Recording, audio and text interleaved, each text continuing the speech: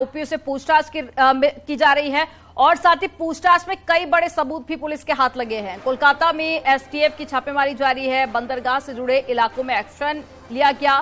प्रयागराज लाया जा सकता है अतीक अहमद को और साबरमती जेल में बंद है अतीक अहमद। तो देखिए, प्लानिंग जेल के अंदर की गई थी। अतीक अहमद के द्वारा इस तरह की जानकारी पहले पुलिस को मिली थी और ये माना जा रहा है कि जल्द ही अतीक अहमद को यूपी लाया जा सकता है और आगे पूछताछ हो सकती है।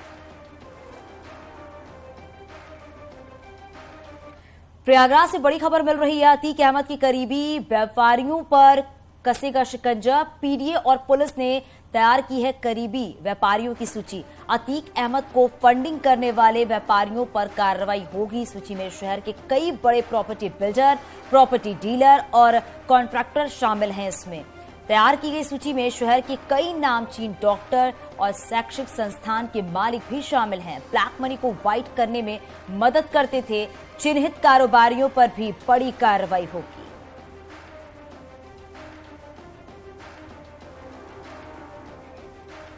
तो मदद करने वाले व्यापारियों पर भी शिकंजा कसा जाएगा, यानी कि एक के बाद एक जो अतीक के करीबी हैं उनकी मुश्किलें बढ़ती हुई नजर आ रही हैं। कई बिल्डर, प्रॉपर्टी डीलर भी शामिल हैं। उनकी सूची तैयार कर ली गई है।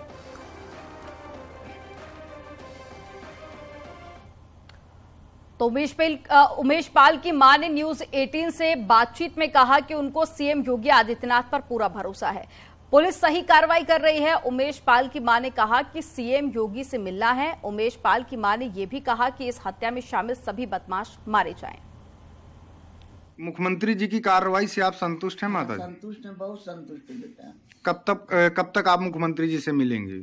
अब बेटा 9 तारीख को वो 10 हवन है, हवन करा लें तो ये जो सुधा पाला का है खत्म हो जाए।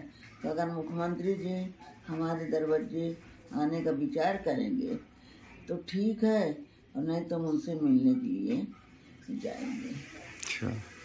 और उनके ऊपर बेटा हमने जिस दिन उनके धड़क के लिए सुना मट्टी में मिला देंगे तो सुन करके आत्मा में बड़ी तसल्ली हुई। और वही आज धीरे धीरे देख रहे हैं। बस यही करें, धीरे धीरे सब मारे जाए बेटा। जैसे मेरे बेटे की हत्या की है, सब मारे जाएं। सरकार की तरफ से और कुछ आश्वासन मिला है माता जी? अभी सरकार की तरफ से न मिला है, न हमने कुछ अपने मुंह से कहा है। हमें तो बस असली मौका मिलना चाहिए। जितने कातिल बेटा को मारे हैं। तो उमेश पाल मर्डर केस में एक्शन जारी है। प्रयागराज पुलिस ने इलाहाबाद यूनिवर्सिटी के मुस्लिम हॉस्टल को सील कर दिया है और यहीं से मर्डर केस में साजिश के एक आरोपी सदाकत खान को गिरफ्तार किया गया था। इस हॉस्टल में कई लोग अवैध रूप से रह रहे थे। हॉस्टल से तमाम छात्र अपने घरों को जा चुके हैं और अगले सेशन में नए सिरे से हॉस्टल में कमरों का आवंटन किया जाएगा।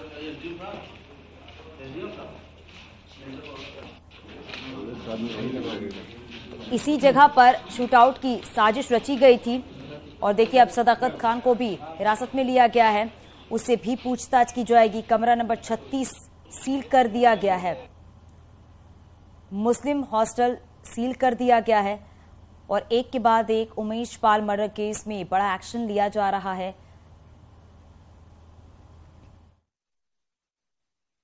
इलाहाबाद सेंट्रल यूनिवर्सिटी का ये जो मुस्लिम हॉस्टल है ये 1892 का है और ट्रस्ट द्वारा संचालित है और इसमें आप देखिए कि ये बहुत ही पुराने ढंग से बना हुआ है और काफ़ी एयरी है और इसमें एक बीच में मैदान भी खुला है मैदान है और जो कमरे हैं लगभग सभी को सील किया जा रहा है। 107 कमरे यहाँ पर बताए जा रहे हैं सुप्रिंटेंडेंट की ओर से। डॉक्टर इरफान अहमद इसके सुप्रिंटेंडेंट हैं।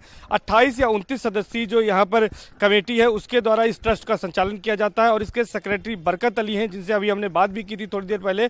और यहाँ पर लगभग सभी कमरों को सील कर दिया गया। हम दिखाएंगे, कैमरा पर्सन से कहेंगे वो दिखाएं उन कमरों को। सभी कमरों को सील कर दिया गया है। हालांकि कुछ बच्चे छुट्टी की वजह से, होली की छुट्टी थी, ईद की छुट्टियां आने वाली, इसकी वजह से घर गए हुए थे, लेकिन सभी कमरों को इस तरह से सील कर दिया गया है। और हम कॉरिडोर में आगे चलेंगे, देखेंगे तमाम जगह पीएससी के लोग मौजूद हैं, पीएससी फोर्स है, पुलिस फोर्स है मौजूद है और मजिस्ट्रेट और इसके साथ साथ पुलिस के आला अधिकारी यहाँ पर हैं और सभी कमरों को सील किया जा रहा है। हम उस कमरे की तरफ भी चलेंगे जहां पर सदाकत खान रहा करता था।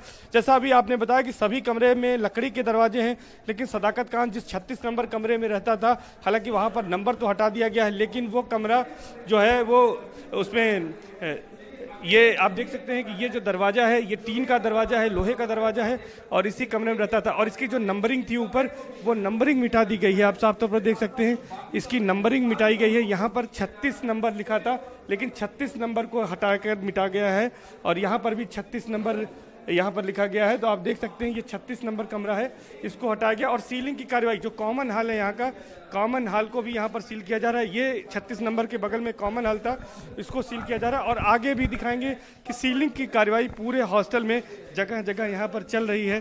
पूरी कार्रवाई यहाँ पर सीलिंग की जगह जगह चल रही है और पूरे हॉस्टल को यहाँ पर सील किया जा रहा है। तो ये सीलिंग की कार्रवाई यहाँ पर लगातार चल रही है।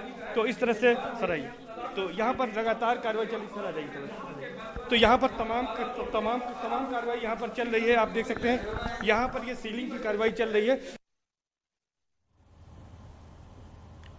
तो वहीं अतीक अहमद की बहन आयशा नूरी के आरोपों पर मंत्री नंदगोपाल गुप्ता नंदी की भी प्रतिक्रिया सामने आई है। उन्होंने अपने ऊपर लगे आरोपों को बेबुनियाद बताया।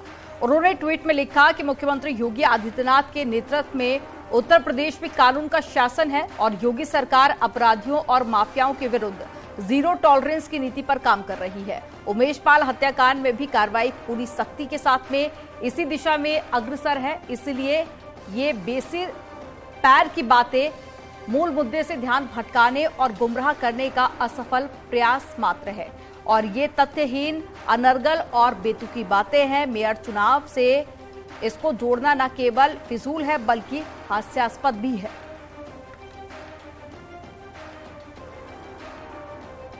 काली शेरवानी पहन करके आए और अपने एमएलए को भी उन्होंने बोला काली शेरवानी पहन करके आए, तो निश्चित रूप से ये दिखाता है कि इनको जो विकास का प्रकाश है वो दिखाई नहीं दे रहा है और अपनी सरकार के समय। दरअसल अतीक अहमद की बहन आयशा नूरी ने प्रदेश के कैबिनेट मंत्री नंदगोपाल नंदी और उनकी पत्नी महापौर अभिलाषा गुप्ता पर गंभीर आरोप लगाए हैं। आयशा नूरी ने कहा है कि मंत्री ने हमारे भाई से 5 करोड़ रुपया उधार लिया था। अतीक की बहन ने कहा कि शाइस्ता परवीन नगर निगम महापौर का चुनाव न लड़ सके, इसलिए उन्हें साजिश में फंसाया गया है। साथ ही आयशा ने कहा कि उन्हें डर है कि उनके भाइयों का एसटीएफ एनकाउंटर कर देगा।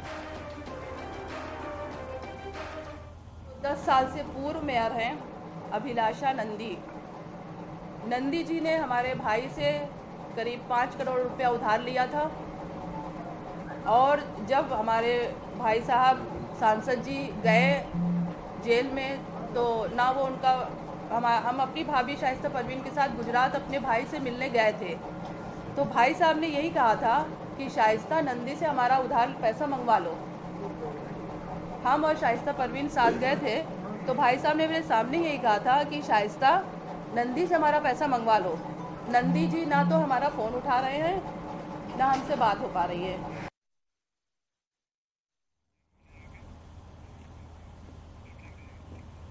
तो सुना आपने कि यहाँ पर क्या कुछ कहना है कि जो 5 करोड़ रुपए लिए गए हैं वो नहीं दिए जा रहे हैं। और यहाँ पर यह भी कहा गया कि अतीक अहमद ने अपनी पत्नी से कहा कि जो पैसे उन्होंने दिए हैं वो उसे वापस मांग रहे, लेकिन फोन नहीं उठा रहे, कोई जवाब नहीं दे रहा यहाँ पर। और चलिए यहाँ रुकेंगे एक छोटे से ब्रेक के लिए। और